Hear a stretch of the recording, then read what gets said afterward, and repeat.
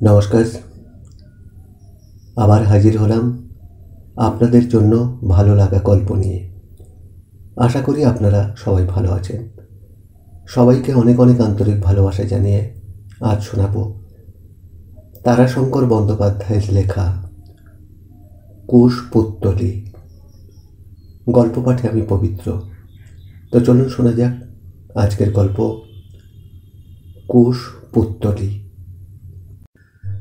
শান্ত পল্লীটির সকল শান্ত মাধুর্যটুকু যেন পুঞ্জীভূত হইয়া বাসা বাঁধিয়াছিল ওই নিরঞ্জন ছেলেটির বুকে। লোকে তাই বলিত ব্রাহ্মণের ছেলে। লোকে বলিত, হা, ব্রাহ্মণ বটে, পড়া আর পূজা লইয়াই দিন কাটিয়া যায়। কিন্তু মেয়েরা বলিত, কিরকম মেয়ের মতো লাজুক, সাত চড়ে মুখে রা নাই, হ্যাঁ, মুখ তুলে কথা কইতে পারে না, ওই কি ব্যাটা ছেলে নাকি? কিন্তু পুরুষে বলিত, মেয়ের বুদ্ধি কিনা, আরে ও দার্শনিক যে, চুপ করে থাকা ওদের একটা বড় লক্ষণ। মেয়েরা বলিত, হ্যাঁ, ওই আবার লক্ষণ, ও অলক্ষণ। বাচাল মেয়ে আর বোবা পুরুষ, বিধে তার অলক্ষণে সৃষ্টি।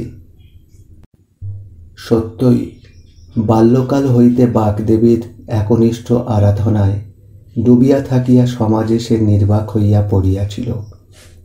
সে সকলের সঙ্গ এড়াইয়া চলিতে চাহিত, বিশেষত মেয়েদের।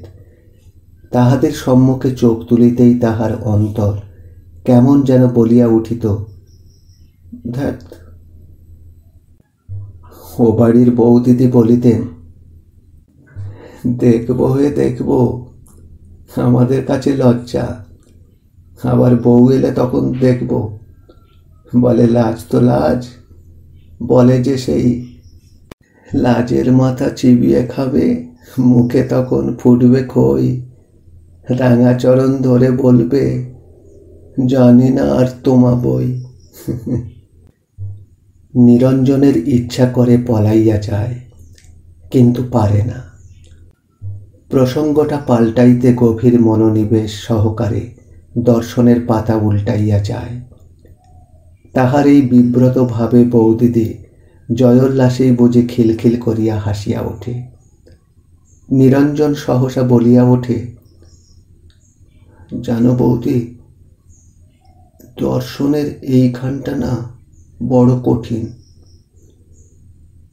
বৌদিদি পরম গম্ভীরভাবে বলে, বেজায় কঠিন। জানি যে ঠাকুরপো, ও কঠিন ঠেকবেই। অদর্শনের মাঝে কি দর্শনের মীমাংসা হয়? আমি আসবার আগে তোমার দাদারও ঠিক অমনি কঠিন ঠেকত। নিরঞ্জন কথার মানেটা বোঝে, কিন্তু গন্ধটা ঠাওর পায় না। ছোট ছেলেরা যেমন ব্যঞ্জনের স্বাদটা বোঝে, কিন্তু মিষ্টি বেশি কি নুন বেশি বোঝে না। তবু সে বলিয়া যায়, উৎসাহ ভরেই বলিয়া যায়, তুমি বুঝি দর্শন পড়েছ বৌদি? যে বড় পণ্ডিতের ঘরের মেয়ে তুমি, এই যে এই শ্লোকটা বুঝেছ বৌদি? এই।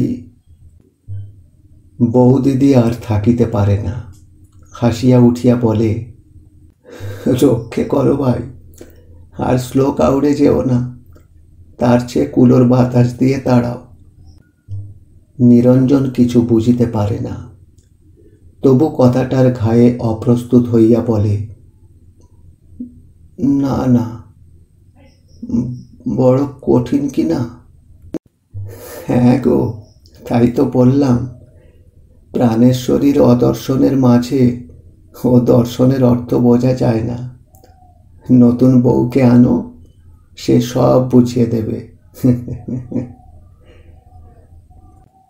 বলিয়া হাসিয়া চলিয়া যায়, আর নিরঞ্জন পশ্চাতে বলে, ধ্যাৎ। তবু নিরঞ্জন মরা মানুষ ছিল না। তাহার স্বাদ ছিল হৃদয় ছিল, রসিকতা করিতে ইচ্ছাও হইত। সন্ধ্যার ফোঁটা রজনীগন্ধা তুলিয়া সন্ধ্যার ধূসর আবরণে আপনাকে লুকাইয়া ফুলটি কানে পড়িত। দরিদ্রের দুঃখে বুক তাহার টনটন করিত। মাঠে একা বেড়াইতে বেড়াইতে বৃক্ষতলে হনুমান দেখিয়া তাহার সহিত রসিকতা করিয়া হিন্দি বাত ঝাড়িয়া দিত। ओहो, क्या करता मिंगा? बॉट पेड़ के छाया में प्रिया को भापता है न क्या? हनुमान नड़े ना, चुप करिया बसिया थाके।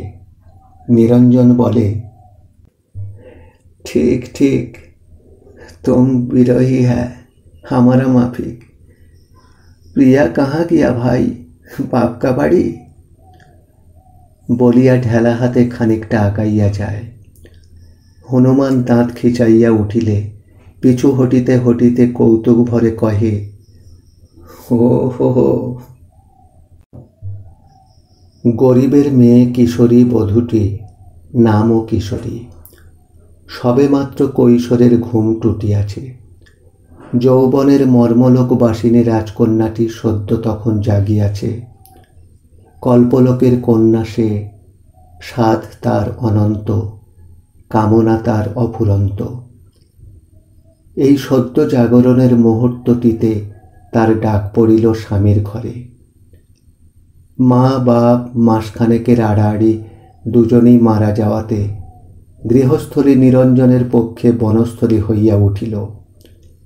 দেবতার নিবিড় ধ্যানের মাঝেই নৈবেদ্যের থালা সাজাইবার চিন্তা আসিয়া জোটে। অধ্যয়নের অখণ্ড মনোযোগের মাঝে তৈলহীন দীপশিখা ম্লান হইয়া যায়। মুক্তি ও বন্ধনের মীমাংসার মাঝে বন্ধনের চিন্তা করিতে হয়। তখন এই বনের মাঝে নিরঞ্জনের বধূকে মনে পড়ে। একটা দারুণ সমস্যার মীমাংসা করিয়া নিরঞ্জন হাঁপ ছাড়িয়া বাঁচিল। কিন্তু বধূকে আনিবার প্রস্তাব করিবার উপায় সে খুঁজিয়া পায় না। লজ্জাতে মনটা যেন ছি ছি করিয়া ওঠে। কিন্তু গরজ নাকি বড়ই বালাই। গরজের ঠেলায় শরমের মাথা খাইয়া একখানা চিঠি লিখিয়া গাড়ি পাঠাইয়া দিল। শ্বশুরকে লিখিল,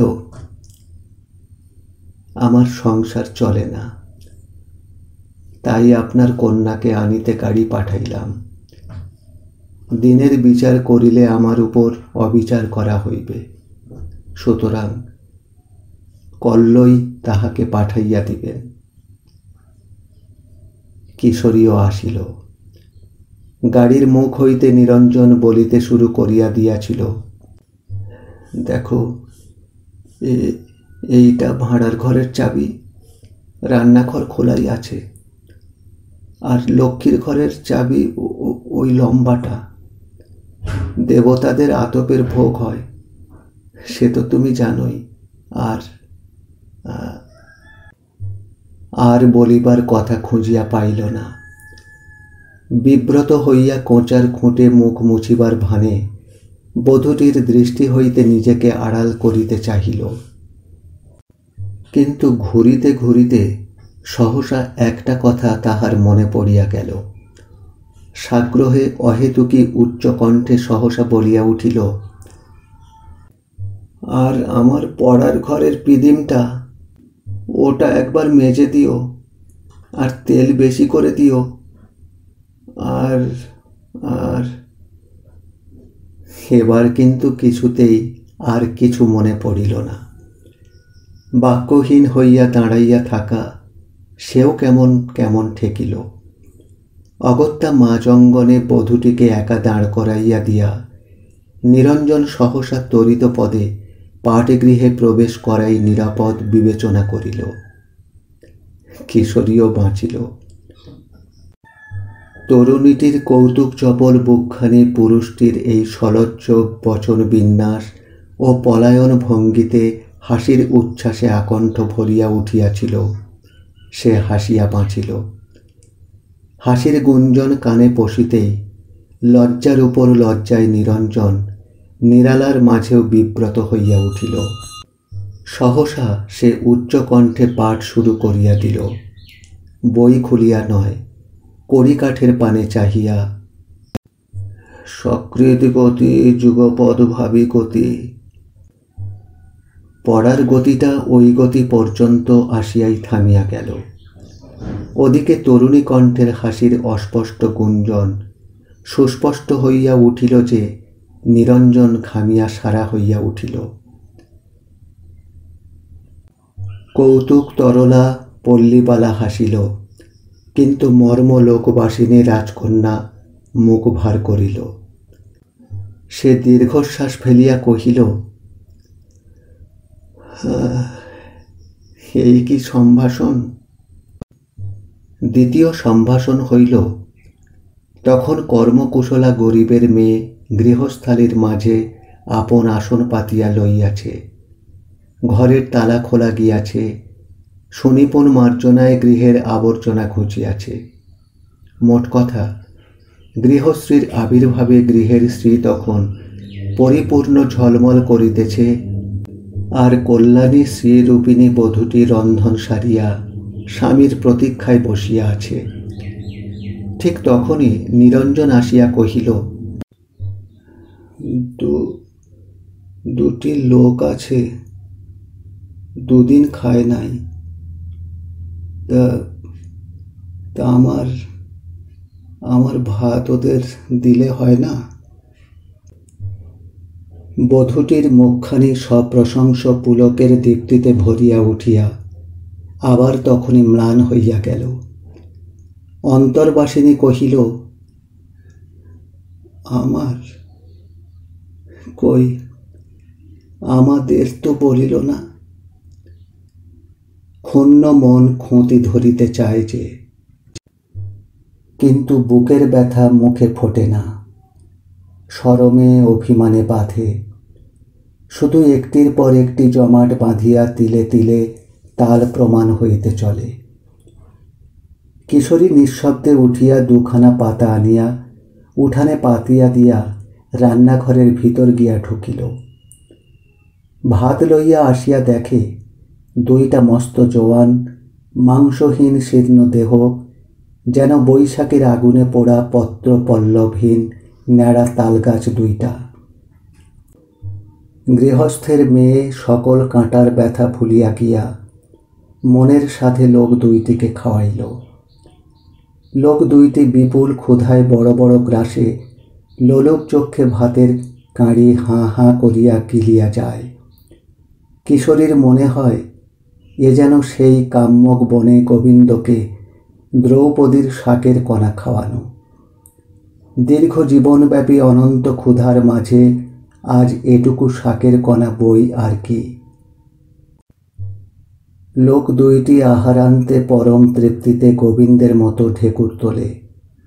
কিশোরীর মনে হয় বিশ্বের উদর বুঝি পূর্ণ হইয়া গেল আজ, অন্তত তাহার উদর পূর্ণ হইয়া গিয়াছে।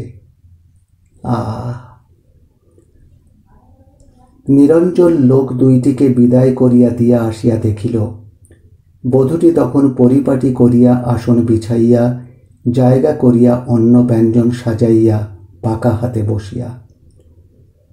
অতিথি সৎকার তৃপ্তা গৃহিণী বধূটির মুখ আনন্দে ঝলমল করিতেছিল। এই সুখটুকুকে বুকে তখন আর কাঁটার ঘায়ের ব্যথা ছিল না। আনন্দের আতিশয্যে তরুণী গৃহিণীটি নিজেই কহিল, খেতে বসো। নিরঞ্জন সবিস্ময়ে কহিল, কিন্তু আমার ভাত তো তোমার ভাত। সংকোচ দেখিয়া আবার আনন্দচ্ছলা বধূটি কৌতুকে ডগমগ হইয়া উঠিল। সে হাসিয়া পাকা গিন্নির মতোই কহিল, আমার আছে, তুমি খাও, বসো। বধূটির কণ্ঠে কথায় নিরঞ্জন কেমন হইয়া গেল। সে আসনের উপর বসিয়া পড়িয়া একটা কিছু বলিবার কথা মনে মনে খুঁজিতে লাগিল। সহসা সে পরম গম্ভীরভাবে বলিয়া উঠিল, তা তাহলে তো চাল বেশি নেওয়া হয়েছিল, ভাত নষ্ট হতো, অপচয় ভালো নয়। তা আমি না হয় চাল দেখে দেব।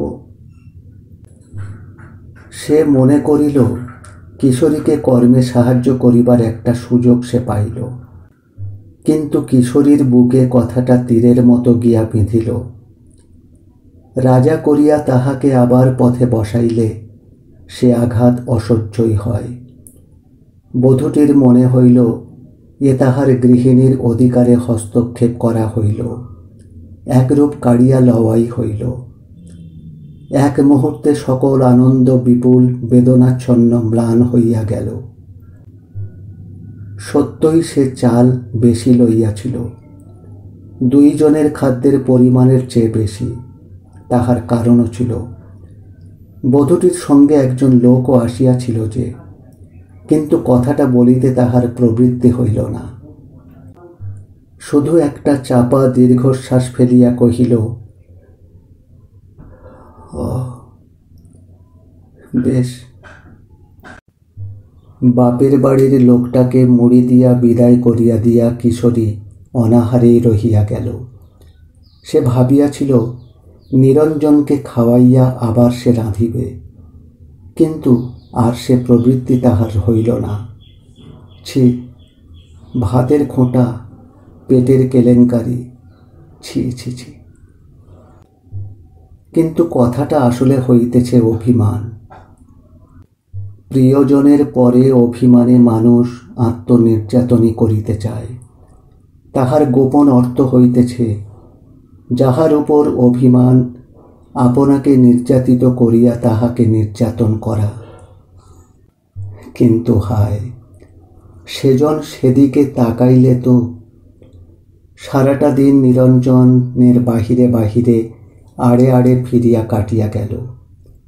তাহার মাঝে পরের খোঁজও করিল, কিন্তু ঘরের মাঝে অভিমান হতা বধূটির খোঁজ করা আর হইয়া উঠিল না। কথাটা বুকের মাঝে উঠিলেও মুখে ফুটিতে পারিল না। অনুভূতির মাঝে এই কথাটাই গুপ্তভাবে ছিল, আত্মীয়ের সঙ্গে কুটুম্বিতা, ছি। আর আরও একটা বড় ছি, সেটা সংকোচের, সেটা শরমের। চোখে চোখ মিলিতেই যে কেমন দেহে মনে ফুলিয়া ওঠে ওই ছি। রাত্রিতে এই শরম চরম হইয়া উঠে। মরমের পরম তৃষ্ণা দর্শনের পৃষ্ঠার অন্তরালে কাঁদিয়া মরে। একটি কোমল লাবণ্য ভরা সুকুমার তরুণ তনুর স্পর্শনের তরে লালায়িত মনকে দর্শনের সমস্যার মাঝে জোর করিয়া ডুবাইয়া রাখিতে হয়। আর নববধূটির অন্তরে রাজকন্যা ভাবে, এ অবহেলা অভিমানের উপর, অভিমানে বুক ঠেলিয়া কান্না আসে। কিন্তু অভিমান যে সহজে আত্মপ্রকাশ করিতে চায় না। সে জোর করিয়া আত্মসংবরণ করিয়া পাশ ফিরিয়া শোয়। কতক্ষণ অনিদ্রার পরে তন্দ্রা আসে, কত সুখ স্বপ্নের মাঝে রজনী কাটিয়া যায়। একটা নাড়াচাড়ায় ঘুম ভাঙিতেই নিরঞ্জনের সাথে চোকাচোকি হইয়া গেল।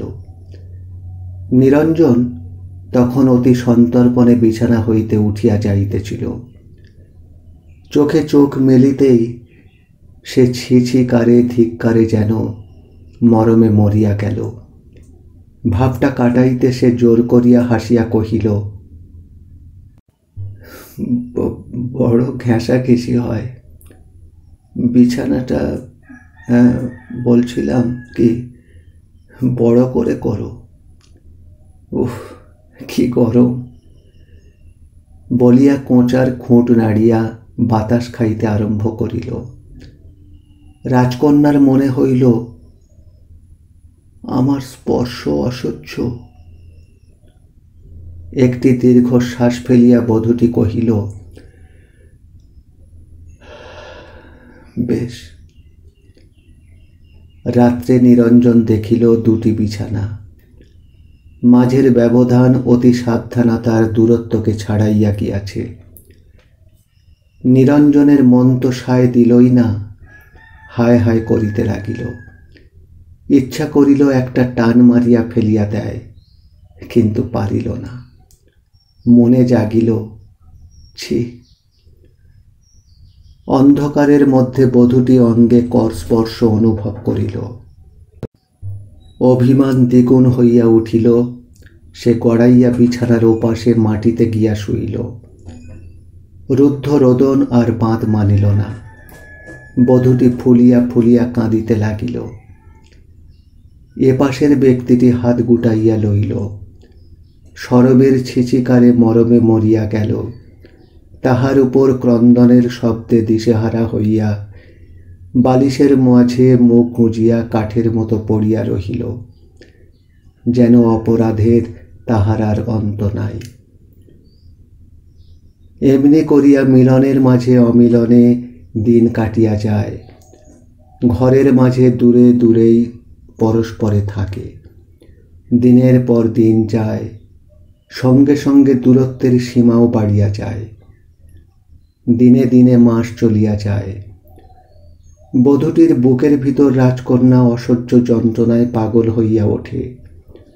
ঘর সংসার সবের উপরেই যেন বিরূপ হইয়া ওঠে। তবু গৃহস্থের মেয়ে সকল ব্যথা বুকে বহিয়া মুখ বুজিয়া কাজ করিয়া যায়। পাড়ার মেয়েরা আসে, সমবয়সী বিধু ঠাকুরঝি, ও বাড়ির জুঁই বউ, বড় যা, বেলা বউ, সেও সম্বন্ধে বড়। কিশোরী সঙ্গ পাইয়া বাঁচিয়া যায়। কত কথা হয়।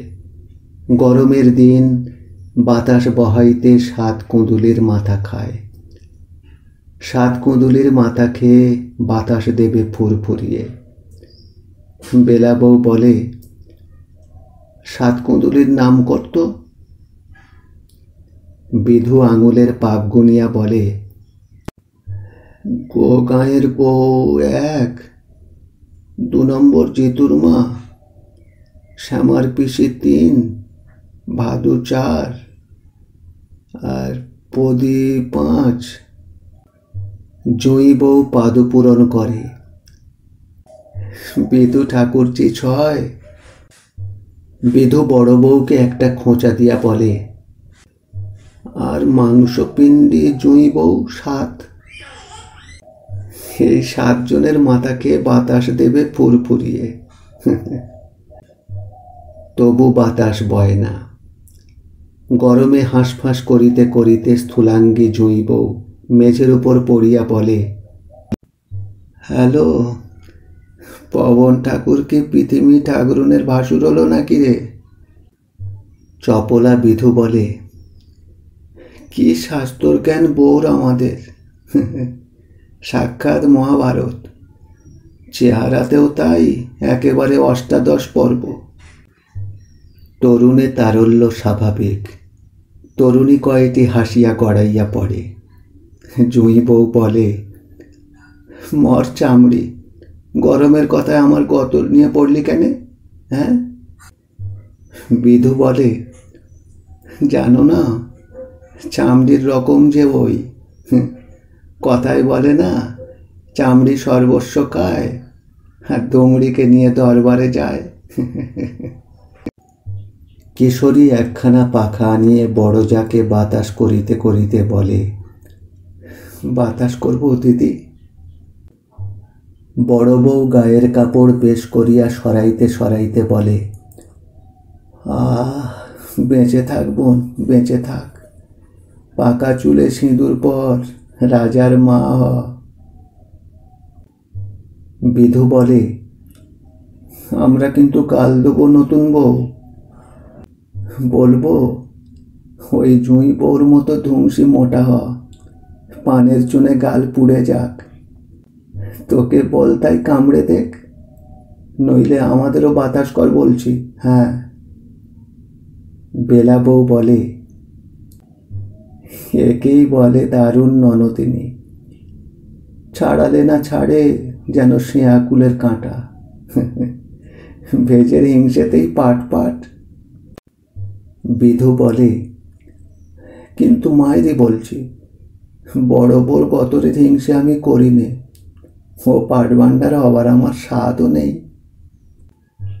বউ কয়টি হাসিয়া ওঠে। বড় বউ বলে, এই তবে কি আমার ভাতারের হিংসে করিস নাকি রে? দেখ, তা আমি দিতে পারি। সে ভাই সারা রাত আমার বাতাস করে, হাতের পাখা। উফ, ছাড় ছাড়, বিধে পড়ার মুখে ছাড় বলছি। বিধু কথার মাঝখানে বড় বউকে চিমটি কাটিয়া ধরিয়াছিল।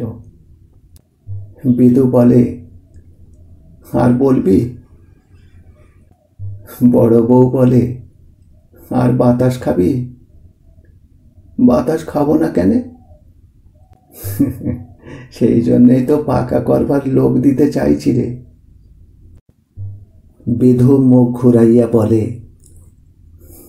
আমার লোকের অভাব নাই। কৌতুকের আবহাওয়ায় দুঃখের স্মৃতি ভুলিয়া কিশোরী মুখ টিপিয়া হাসিয়া বলে, কে সে লোকটি ঠাকুরজি? ঠাকুর জামাই নাকি? বিধু একটা ঠোনা মারিয়া বলে, মর পড়ার মুখী, নীরু দাদা বুঝি তোকে বাতাস করে? এই বাতাস করার কথায় সুপ্ত দুঃখের হুতাশ দ্বিগুণ জাগিয়া ওঠে। মনে জাগে ভিন্ন শয্যার মাঝে ব্যবধান, ক্ষুদ্র অতি ক্ষুদ্র ঘটনা, কথা সব। প্রথম দিনের আমার ভাত কথাটি পর্যন্ত। সদ্য ফোটা ফুলটি আকস্মিক ঝড়ে যেন ছিন্ন দল ম্লান হইয়া যায়। বড় বউ বলে,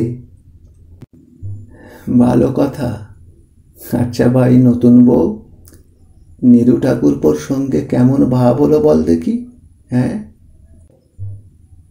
মান জিনিসটা নাকি প্রাণের চেয়েও বড়। লোকে প্রাণ দিয়াও অপমান ঢাকিতে চায়। কথায় আছে, অনাহারে থাকিয়াও কে নাকি ঠোঁটে রং মাখিয়া পান খাওয়ার ভান করিয়াছিল। ইজ্জতের এমনই দাম। কিশোরীর মুখখানা রাঙা হইয়া উঠিল অপমানের আশঙ্কায়, কিন্তু তবুও সে তাহারই মাঝে হাসিতে চাহিল। শুক্লা দ্বিতীয়ার চন্দ্রকলার মতো ক্ষীণ ম্লান হাসিটুকু, তবু যেন সে কেমন ছন্দহীন, অস্বচ্ছন্দ। কৌতুক তরলা সুখাবিষ্টা বিধু কহিল, সে কথা আর মনে আমার পড়াস নালো সই। শুনলে শ্যাম সোহাগী, বলবে লো শ্যাম কই। দেখ না, মুখখানা যেন হিঙ্গল বরণ হয়ে উঠেছে। রঙ্গ ব্যঙ্গ হইয়া বুকে শেলের মতো বাজে। বুকের ব্যথা বুকে আর ধরে না।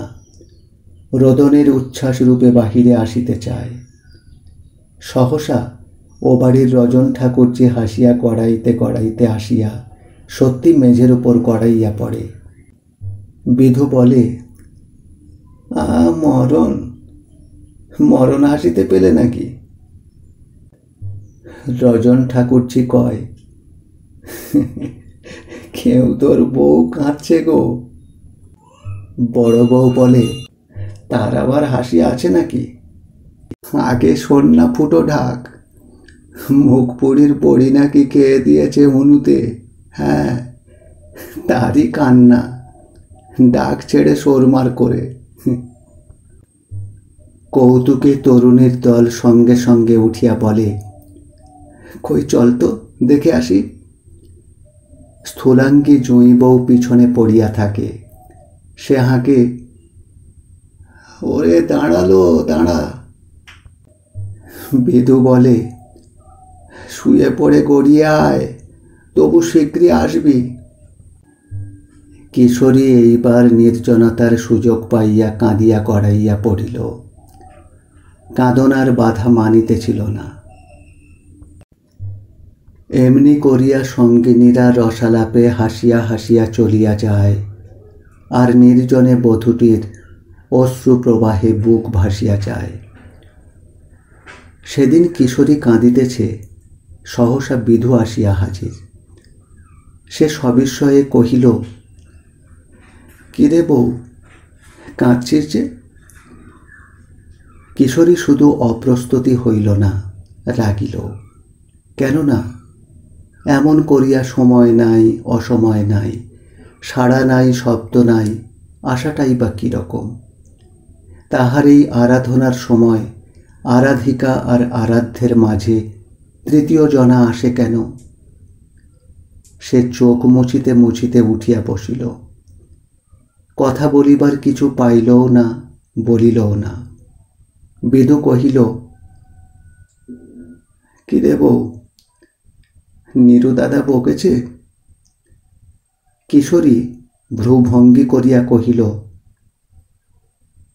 না, বকবে কেন? তবে? কিশোরী মুখ ঝামটা দিয়া কহিল, তবে আবার কি? ঘরের কথা সব পরকে বলবো নাকি ঠাকুরজি? না তাই বলা যায়? বিধুও কম নয়, তাহার উপর সে গ্রামের মেয়ে। বলিয়ে কহিয়ে হওয়ার গৌরবের অধিকারটা তাহাদের একচেটে। সেও মুখ ঘুরাইয়া ঠোঁটের আগায় একটু পিচ কাটিয়া কহিল,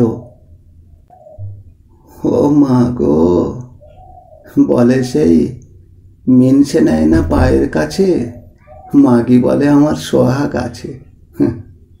জানিল জানি, পেঁচোজিয়ের কাছে সব শুনেছি। হ্যাঁ। পেঁচো বাউয়ের মেয়ে কিশোরীর এঁটো কাঁটা মুক্ত করে, বাসি পাট সারে। কিশোরী কহিল, বেশ তো ঠাকুরজি, তোমার সোহাগ তো আমি কেড়ে নিতে যাইনি, তোমার এত রাগ কেন? কাটতে গেলেই পায় নাকি? হ্যাঁ, তেমনি তুমিও তো তোমার বিয়ের আদর কেড়ে নিয়ে আমায় দিতে পারবে না। তখন তোমার দরদে আমার দরকার কি? আমার দায় গো, আমার দায়। বলে রাধাই করতে শ্যাম সোহাগী, পরে শুধু বৃন্দে মাগি। তা আমার নেগনে তো আগুন ধরে নাই যে বৃন্দে দুতি হব। আমারও নেগনে আগুন এখনো ধরে নাই ঠাকুরজি। তাহার কথাটা কাড়িয়া বিদু ঝঙ্কার দিয়া বলিয়া উঠিল, আর ধরে কি করে লো? বলি আর ধরে কি করে? হ্যাঁ, এমন হতচ্ছেদার ভাতের মুখে ঝাঁটা, আর সেই মেয়ের মুখেও ঝাঁটা। জানিস, যাকে ভাতারে করেছি তার জীবনে কি? আমরা হলে গলায় দড়ি দিতাম, আর না জুটত তো নদীতে জল আছে ডুবে মরতাম। হ্যাঁ। বলিয়া সে অঙ্গ দোলাইয়া যেন জয় পতাকা উড়াইয়া চলিয়া গেল। কিশোরী নির্বাক নিস্পন্দ হইয়া বসিয়া রহিল, চোখ দিয়া যেন আগুন ঠিকরাইয়া ঝরিতেছিল। তারপর কল্পলোকবাসিনী কন্যার কোন খেয়াল হইল কে জানে। আয়না, চিরুনি, তেলের বাটি, সিঁদুরে কৌটা লইয়া প্রসাধনে বসিল। পেঁচোঝি কহিল, রজন ঠাকরুনকে ডেকে দেব বউ ঠাকরুন? খুব ভালো খোঁপা বাঁধে গো। হ্যাঁ। না না, খবরদার, খবরদার পেঁচো, ভালো হবে না বলে দিচ্ছি। তা বারণ করো তো, ডাকবো কেন মা? ও কি, ও কি হলো? শীতেটা বেঁকে গেল যে গো। কিন্তু শত চেষ্টাতেও সে বাঁকা সিঁথি আর সোজা হইল না। কপালে সিঁদুরের টিপটাও মোটা হইয়া রহিয়া গেল। পেঁচো কহিল, ও ভালো হলো না বউ ঠাকরুন। তার হবে কি করে? তোমার যে হাত কাঁপছে। কিশোরী তাড়াতাড়ি সব গুটাইয়া কহিল, ওই বেশ হলো, তুই থাম বাপু। হ্যাঁ, ওই আবার বেশ হয়। বলে খোপা বাঁধবে, দেখে বেটা ছেলেদের চোখ ফিরবে না। দেখতে যদি রজন ঠাকরুন বেশ ডলকো করে চুল বেঁধে দিত, হ্যাঁ, দাদা ঠাকুরের ভজন পূজন সব মাথায় চড়ে যেত গো। বলিয়া রসোল্লাসে সে হাসিয়া গড়াইয়া পড়িল। এবার আর কিশোরীর মুখে কিন্তু বাক ফুটিল না। সে যেন কত অপরাধী। সমস্ত দেহের আবরণ নগ্ন হইয়া যাওয়ার অপরাধের মতো অপরিসীম লজ্জায় সে এতটুকু হইয়া গেল। পেঁচো আবার কহিল, তা হোক, লাও, এইবার একখানা ডলকপাট তক্তকে কাপড় পরো দেখি। কথায় বলে, শঙ্কশাড়ি কেশ, তিনে রানীর বেশ। হ্যাঁ, দিশেহারাকে যে দিক মানুষ ধরাইয়া দেয় সেই দিকই সে ধরে। এত লজ্জার মাঝেও কিশোরী পেঁচোর কথাটা ঠেলিল না, পালন করিতেই ছুটিল। পানের ডিবেটি হাতে লইয়া শয়ন গৃহের দুয়ারে আসিয়া কিশোরী দাঁড়াইল। পা যেন আর ওঠে না। বুকের মাঝে একটা অপরিসীম উদ্বেগ কণ্ঠ পর্যন্ত ঠেলিয়া উঠিয়াছে। বুকের অন্তঃস্থলের অসম্ভব দ্রুত স্পন্দনের শব্দ যেন বাহির হইতে শোনা যাইতেছিল, ঢিপ ঢিপ ঢিপ। কিশোরীর মনে হইল সে যেন তাহার অন্তরাত্মার ছিচিকারের ধিক্কারে, ধিক ধিক ধিক। তাহার ইচ্ছা হইল চুল খুলিয়া আটপৌরে শাড়িখানা পরিয়া আসে। শেষে জোর করিয়া সে ঢুকিয়াই পড়িল। নিরঞ্জন তখন অদূরে প্রদীপের স্তিমিত আলোকে দর্শনের পাতায় নিবিষ্ট। পদশব্দে মাথাটা আরও যেন ঝুঁকিয়া পড়িল। কিশোরী ক্ষণেক দাঁড়াইয়া থাকিয়া হাতের হ্যারিকেনটা মুখের কাছে তুলিয়া কহিল, একেবারে নিবিয়ে দেব বলিয়া হ্যারিকেনের কলটা ঘুরাইল। কিন্তু না নিবিয়া শিখাটা আরো উজ্জ্বলতর হইয়া উঠিল। কথাটার উত্তরে আলোকের আকস্মিক দীপ্তিতে নিরঞ্জন মুখ ফিরাইয়া তাকাইতেই তাহার চোখে পড়িল আলোক প্রভা দীপ্ত অভিসারিকার লাজত্রস্ত হস্তের অপটু প্রসাধন মণ্ডিত মুখ। ক্ষণেক তাহার দৃষ্টিও ফিরিল না। তাহার মুগ্ধ দৃষ্টি দেখিয়া কিশোরীর অন্তরের বিজয়িনী কন্যা বড় তৃপ্তিতে হাসিল। ঠোঁটের আগায়ও তাহার তরঙ্গ আসিয়া খেলিয়া গেল। মুহূর্তে নিরঞ্জনের মুখ আবার দর্শনের পাতায় ঝুঁকিয়া পড়িল। সে শ্লোক আওড়াইয়া গেল, কিন্তু পুঁথির মাঝে আখর কয়টির সন্ধান মিলিল না। কিশোরীর মুখ ম্লান হইয়া গেল। তবু সে কহিল, রাত হয়েছে, শোবে এসো। ও হ্যাঁ, যাই না, এইটা শেষ করে ফেলি, দেরি আছে। সঙ্গে সঙ্গে আলোটা যেমন সহসা জ্বলিয়া উঠিয়াছিল ঠিক তেমনি সহসা নিবিয়া গেল। শুধু মিটমিট করিতেছিল স্তিমিতালোক দীপশিখাটি। কিশোরীর ইচ্ছা করিল ওটাও ফোঁ দিয়া নিভাইয়া ঘরখানার মাঝে অমাবস্যার অন্ধকার ফুটাইয়া তোলে, কিন্তু তাহা তো পারা যায় না। সহসা সে বিছানার মধ্যে মুখ গুঁজিয়া শুইয়া পড়িল। পলে অনুপলে দণ্ডে প্রহরে রাত্রি বাড়িয়া যায়। নিরঞ্জন বারবার নিস্পন্দ নারীটির পানে তাকাইয়া শেষে দীপ নিভাইয়া শুইয়া পড়িল। নিদ্রা আসে না।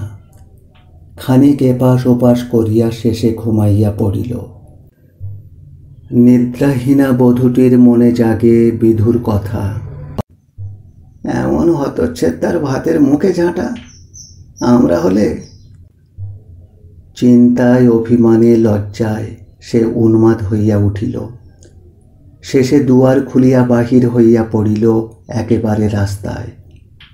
অসীম দুনিয়া, অনন্ত কোটি পথ, লক্ষ দিকে তার গতি। কিশোরী পথ ধরিয়া চলিল। সকালে পেঁচোর ডাকে নিরঞ্জনের ঘুম ভাঙিল। পেঁচো কহিতেছিল, ভেলা আক্কেল যা হোক বাপু, সদর দুয়ার খোলা, কুকুরে এঁটো কাঁটা নিয়ে লঙ্কা কাণ্ড করেছে, আর বউ ঠাকরুন গেল কোথা? কোথা গেল দেখ, সন্ধান মেলে না। বিধুর বাড়ি, জুঁই বউর বাড়ি, রজনের বাড়ি, ঘাট মাঠ এদিক ওদিক, কিন্তু কোথাও না। তবে পেঁচো কহিল, হ্যাঁ দাদা ঠাকুর, তবে? নিরঞ্জন বলে, হ্যাঁ রে পেঁচো, তবে? বিধু আসিল, জুঁই বউ আসিল। বিধু কহিল, হ্যাঁ, শেষে এই করলে গো? জুঁই বউ কহিল, কে জানে মা, আমরা তো ছুঁড়ি হতে বুড়ি হলাম, আমরা তো। পেঁচো কহিল, তা মা তাকে দোষ দিচ্ছ দাও, মুখের তো ট্যাক্স নাই। কিন্তু দাদা ঠাকুরের যে হতচ্ছেদা, হ্যাঁ, মানুষ সইতে লাগে। বলে মানুষ বলে রাতও কাটতে হয় নাকি? হ্যাঁ। উত্তরে নারীর দল কত কথা বলিল, কিন্তু কোনো উত্তর কেহ করিল না। একতরফা বক্তৃতা জমে না ভালো, অগত্যা তাহারা চলিয়া গেল। নিরঞ্জন পেঁচোকে কহিল, কি বললে ওরা পেঁচো, বল দেখি। পেঁচো নিরঞ্জনের এই বোকামিতেও হাসিল না, কথাটা ঘুরাইতে কহিল, তা দাদা ঠাকুর, বলতেছিলাম বাপের বাড়ি যায় নাই তো রাগ করে? হ্যাঁ। নিরঞ্জন যেন হাঁপ ছাড়িয়া বাঁচিল। সে ব্যগ্রভাবে কহিল, ও তাই, তাই হবে রে পেঁচো, বাপের বাড়িতে গিয়েছে সে, কি বলিস? হ্যাঁ, তা তুই একবার দেখে আয় না কেনে? হ্যাঁ। তবে আমি এখনই চললুম, এই তো 4 কোষ আস্তা, নাই সন্ধে হতে ফিরে আসব। তবে তুমি আদা বাড়া করে খাও। দাঁড়া, পয়সা নিয়ে যা, জল খাবি। বলিয়া একটা আধুলি আনিয়া ফেলিয়া দিল। পেঁচো বলিয়া গেল রাঁধিতে, কিন্তু রাঁধা হইল না। বুকের মাঝে মনের মানদণ্ডে তখন বড় বধূটির অপরাধের ওজন চলিতেছিল। বারবার উল্টাইয়া পাল্টাইয়াও নিরঞ্জন দেখিল ওই পেঁচোর কথাটাই ঠিক, ওই কথাটাই সবচেয়ে বড় হইয়া দাঁড়ায়। দাদা ঠাকুরের যে হতচ্ছেদা, ও মানুষে সইতে লাগে। আত্মগ্লানির সীমা থাকে না, সমস্ত বুকখানা চড়চড় করিয়া ওঠে। বেলা সন্ধ্যার দিকে গড়াইয়া চলিল, আর বেদনার উপর উৎকণ্ঠার সীমা রহিল না। ঘর আর বাহির করিতে করিতে পা টাটাইয়া উঠিল। পথের বাঁকে কাহাকেও দেখিলেই বুকখানা গুরু গুরু করিয়া ওঠে, ওই বুঝি পেঁচো। অবশেষে পেঁচো আসিল। পেঁচোকে দেখিয়া নিরঞ্জন কিন্তু ব্যগ্রতায় আগাইতে পারিল না, পিছাইয়া ঘরে ঢুকিল। পেঁচো ঘরে ঢুকিয়া ম্লান মুখে ক্ষীণ কণ্ঠে কহিল, না। এই মৃদুকণ্ঠের ছোট্ট কথার নাটি বাজের ঘায়ের মতোই নিরঞ্জনের কানে ঠেকিল। সে কোনো উত্তর করিতে পারিল না, মাথায় হাত দিয়া বসিয়া রহিল, আর চোখ হইতে বিন্দু বিন্দু জল ঝরিয়া পড়িতেছিল টপ টপ টপ। চোখের জলে মনের পাপ, বুকের তাপ হয়তো ক্ষয় হয়, কিন্তু বাহিরের পাপ তো ক্ষুণ্ণ হয় না। ও পাড়ার মুখুজ্জে আসিয়া কহিলেন, তাই তো, এ তো বড়। যদু ভট্টাচ কহিল, হ্যাঁ বড়ই, তা কি আর করবে বলো? মুখুজ্জে কহিলেন, করতে হবে বই কি, এদিকের একটা। হ্যাঁ, সে তো করতেই হবে, এখন কুশপুত্তলি ব্যবস্থা। হ্যাঁ, তাই করতে হবে। নিরঞ্জন তো জ্ঞানী, বেশি বলতে তো হবে না।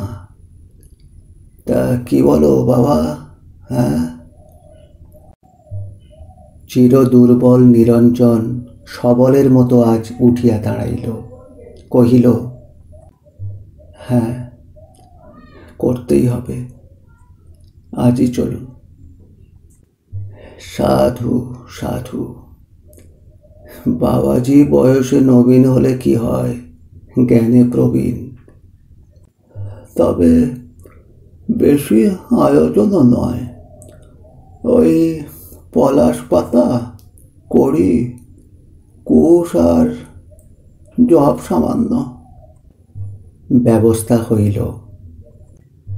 নিরঞ্জন কুশ পুত্তলিকায় অগ্নি সংযোগ করিয়া মন্ত্রোচ্চারণ করিল, কৃতা তু দুষ্কৃতং কর্ম ধর্ম ধর্ম সমাযুক্ত লোভ মোহ সমাবৃতং দহেয়ং সর্বকাত্রাণি দিব্যান লোকানুসকচ্ছতু। কিন্তু মন তবু মানিতেছিল না এই মন্ত্র শক্তিকে। এই ক্রিয়ায় সে কি স্বর্গে দিব্যলোকে না হোক, মর্তে পবিত্র স্থানে স্থান পাইবে, সে কি পাপ মুক্ত হইবে। আবার নিরঞ্জন কাঁদিল। পেঁচো ঘর আগলাইয়া বসিয়াছিল। সে কহিল, তা তুমি আর কি করবে বলো, তার যা নেকন। তা নইলে মরদে কত বলে বলে মেরে হাড় ভেঙে দেয়, তা কে আর কি করছে বলো। হ্যাঁ, তার কপালে ওই বেশ্যেগিরি নেকাজ। তার। নিরঞ্জনের সমস্ত অন্তরাত্মা কহিল, এই সত্য, এই অমার্জিতা নারীর অন্তরের এই অমার্জিত সত্য, এই বাস্তব, এই সত্য। সে ব্যগ্রকণ্ঠে কহিল, কোথা সব ওই করতে যায় জানিস পেঁচো? কোথায় যায় দাদা ঠাকুরের সুদন দেখো দেখি, ও কোথা নাই। হ্যাঁ, তবে ওই শহরে বেশি, কলকাতা, বর্ধমান। তারপর কতকগুলা পয়সা নামাইয়া দিয়া কহিল, এই যে গো আদুলির তোমার পয়সা, ওই 2 আনা খরচ হয়েছে, 1 আনার মুড়ি আর 1 আনার বিড়ি।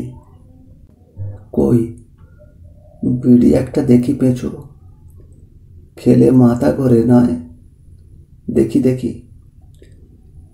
পেঁচো কয়টা বিড়ি আগাইয়া দিল। নিরঞ্জন একটা মুখে গুঁজিয়া কহিল, কই দেশলাই। পেঁচো দেশলাইও দেয়। নিরঞ্জন বিড়ি টানিয়া কাশে। টান 2-3 সজোরে টানিয়া ফেলিয়া দিয়া কহিল, দূর, মাথা ঘোরে না ছাই হয়। আচ্ছা, হরিদাস মাহান্ত গাঁজা খায় না? বলিয়া বাহিরের পানে পথ ধরিল। পেঁচো ম্লান মুখে পিছনে পিছনে বাহির হইয়া উন্মুক্ত বহির্দ্বারে শিকল তুলিয়া দিয়া আপন বাড়ির পানে পথ ধরিল। নিরঞ্জনকে ফেরানো তো দূরের কথা, বলিতেও কিছু পারিল না। শুধু বুক চিরিয়া তাহার একটা দীর্ঘশ্বাস পড়িল।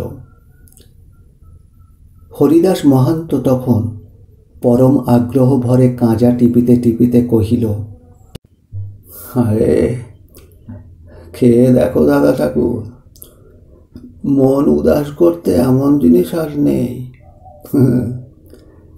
ইষ্ট দেবতাকে বুকের মাঝে দেখতে পাবে, দেব দুর্লভ জিনিস গো।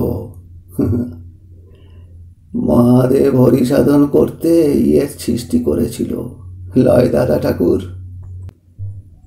নিরঞ্জন কথা কয় না, কত কি ভাবে, চিন্তাহীন চিন্তা। সহসা সে বলিয়া ওঠে, সাজো সাজো মহান্ত, আর দেরি করো না। আর যে দেরি সয় না দাদা ঠাকুর, সংসারটা শূন্য ধুমে ভরা অস্পষ্ট কতক্ষণে হইবে।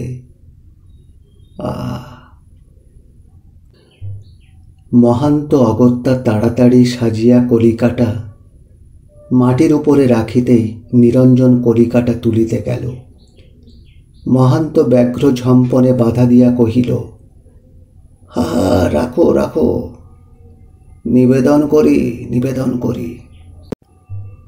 কলিকাটার উপর হাত ঘুরাইয়া তালি মারিয়া নিবেদন হয়,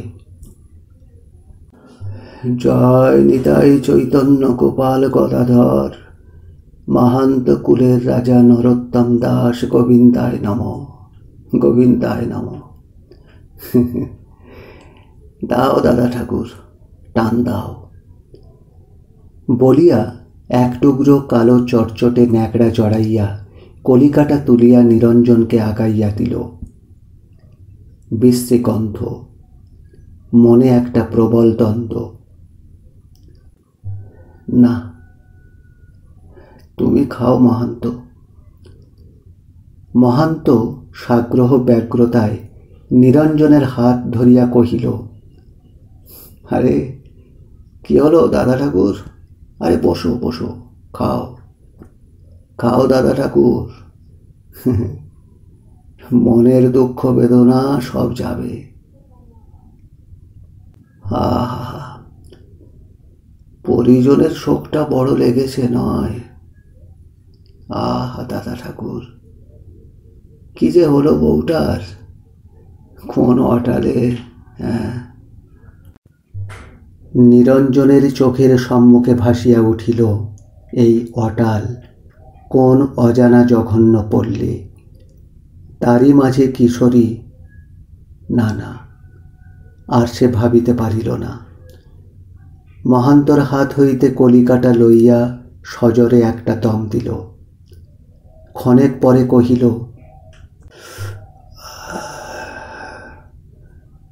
দূর দূর, ঘুরে ফিরে তাই, ও ছবি আর মোছে না, আর মোছে না। অন্তহীন ভাবনায় দেবতার পায়ে আচার খাইয়া পড়িল। মুখ বিগ্রহ, সাড়া নাই, শব্দ নাই। সহসা নিরঞ্জন উঠিয়া বসিল। বিগ্রহের মুখপানে চাহিয়া চোখের দৃষ্টি বুঝি শূন্য মনের মাঝে সেই মুখ জাগে যে। সে প্রদীপটা বিগ্রহের মুখের পরে তুলিয়া ধরিল। জল জলে চোখ, অনিমেষ দৃষ্টি। উন্মাদের মতো নিরঞ্জন প্রশ্ন করে, কোথা সে, কোথা সে? মুখ বিগ্রহ, বাক তাহার ফোটে না, শুধু তেমনি চাহিয়া থাকে জল জলে চোখের অনিমেষ দৃষ্টি দিয়া। নিরঞ্জন ঘৃণা ভরে কহে, ড্যাব ডেবে চোখে চেয়ে আছে দেখ, পলক পড়ে না, দেবো, খুঁজে দেবো। সে প্রদীপটা আছাড় মারিয়া ভাঙিয়া ফেলিয়া দেয়। অন্ধকার জাগিয়া ওঠে গাঢ় নিবিড়, তবু তাহার মাঝে জাগে যেন দুইটি চোখ। নিরঞ্জনের মনে হয় কোন সুদূর অটালের অন্ধকারের মাঝে এ দৃষ্টি যেন তাহার কিশোরীর। সে বাহির হইয়া পড়ে।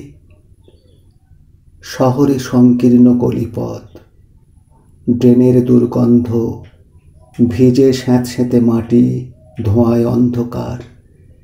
রাস্তার আলোগুলো পর্যন্ত ধোঁয়ার কুণ্ডলীর ভিতর রক্তাভ, ম্লান।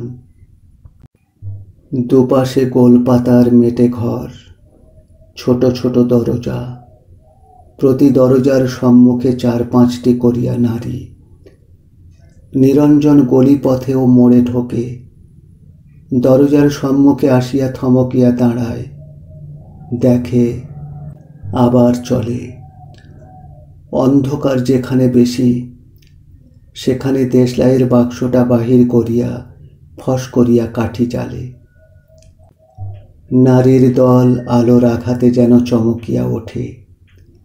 সে মুখ যেন আলোয় দেখাইবার নয়, কেহ মুখ ফিরায়, কেহ গালি দেয়।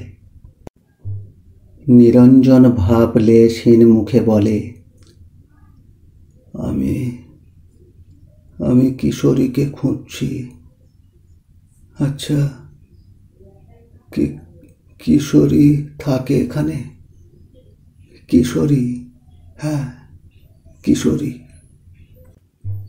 গলিটা শেষ হয়, অন্য গলি ধরে। এতক্ষণ আপনারা শুনছিলেন তারাশঙ্কর বন্দ্যোপাধ্যায়ের কোষপুত্তলী। গল্প পাঠে ছিলাম আমি পবিত্র। ভালো লাগলে চ্যানেলটিকে এখনই সাবস্ক্রাইব করে বেল আইকনটি ক্লিক করে রাখুন। আর গল্প পাঠ কেমন লাগলো অবশ্যই মতামত জানাবেন। আবার দেখা হবে এমনি ভালো গল্পের সাথে আগামী অডিওতে। সবাই ভালো থাকবেন, সবাইকে ভালো রাখবেন। নমস্কার।